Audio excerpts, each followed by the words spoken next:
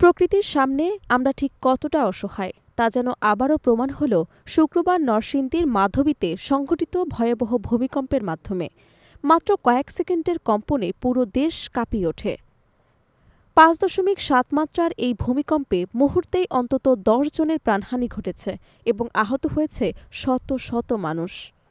ঢাকার মাত্র ৩০ কিলোমিটার দূরে মাটির গভীরে জমে থাকা শক্তি এক মুহূর্তে ভেঙে বেরিয়ে এসে যেন পুরো জাতিকে স্থবির করে দিয়েছে।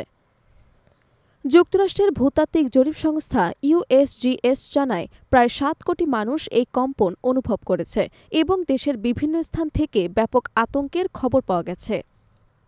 ভূমিকম্প বিশেষজ্ঞরা সতর্ক করেছেন, শুক্রবারের কম্পন কেবল একটি ছোট্ট আভাস।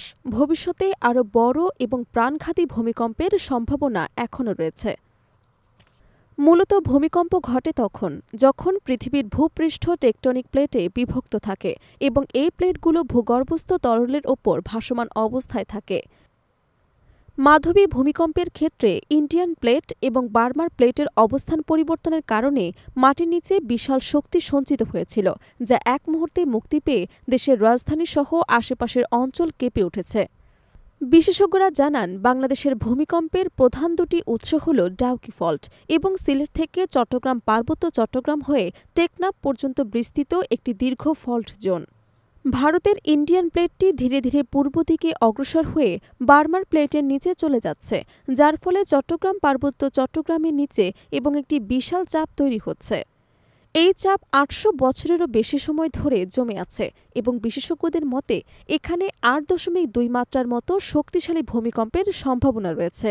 ঢাকার কাছে নরসিংদীর মাধবী এলাকায় এই কম্পনের উৎপত্তি মূলত সেই চাপেরই ছোট্ট রিলিজ, যা আমাদের নগরীকে বিপদমুক্ত রাখার জন্য খুবই শঙ্কাজনক। শুক্রবারের কম্পনের সঙ্গে সাথে শনিবার আরও দুটি কম্পন অনুভূত হয়েছে, যার মাত্রা যথাক্রমে ৩.৩ এবং ৪.৩। বিশেষজ্ঞরা বলছেন, এই ছোট্ট কম্পনও মাটির নিচে জমে থাকা শক্তির একটি আভাস মাত্র, যা বড় কম্পনের পূর্বাভাস হিসেবে দেখা যেতে পারে। ৫.৭ মাত্রার কম্পন এতটাই শক্তিশালী ছিল যে ঢাকা থেকে মাত্র ৩০ কিলোমিটার দূরের মাটির স্তরেও ধাক্কা অনুভূত হয়। এতে রাজধানীর বহু ভবন ক্ষতিগ্রস্ত হয়েছে, বিদ্যুৎ ও যোগাযোগ ব্যবস্থায় বিঘ্ন ঘটেছে এবং সাধারণ মানুষ আতঙ্কে নিরাপদ স্থানে ছুটে গেছে।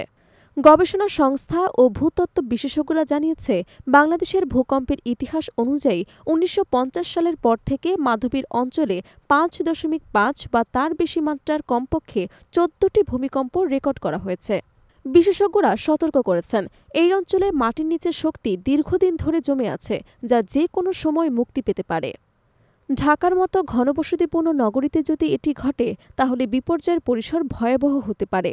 ভূতত্ত্ববিদ সৈয়দ হুমায়ুন আখতার জানিয়েছে, প্লেটের এই স্থিতিশীল না থাকা এবং টেকটনিক ক্রিয়াকলাপের কারণে মাধবী ভূমিকম্প হয়েছে এবং ভবিষ্যতে আরও বড় ঝটকা আসতে পারে। বাংলাদেশের নাগরিকদের জন্য এখন সবচেয়ে জরুরি হল সতর্ক থাকা, প্রশাসনের নির্দেশ মেনে নিরাপদ স্থানে থাকা এবং ঝুঁকিপূর্ণ স্থানে না যাওয়া। সরকারি ও বেসরকারি উদ্ধার সংস্থাগুলো ইতোমধ্যেই কর্মী ও সরঞ্জাম মোতায়েন করেছে, যাতে আহতদের দ্রুত চিকিৎসা দেওয়া যায় এবং ধ্বংসস্তূপ থেকে মানুষ উদ্ধার করা সম্ভব হয়। আবহাওয়া বিভাগও এই ভূমিকম্পকে সাম্প্রতিককালের সবচেয়ে শক্তিশালী ও ভয়াবহ কম্পন হিসেবে উল্লেখ করেছে। বিশেষজ্ঞরা বলছেন, মানুষের জন্য সবচেয়ে বড় ঝুঁকি হচ্ছে পূর্বাভাসের অভাব এবং শহরের ঘন জনসংখ্যা। তারা সতর্ক করেছেন, মাটির নিচে জমে থাকা শক্তি যে কোনো মুহূর্তে আরও বড় আকারে মুক্তি পেতে পারে, যা ঢাকাকে এক ভয়াবহ মৃত্যুপুরীতে পরিণত করতে পারে। তাই এখনই প্রস্তুতি নেওয়া অত্যন্ত জরুরি, ভবিষ্যতে আরও বড় ক্ষতির হাত থেকে দেশের মানুষকে রক্ষা করার জন্য।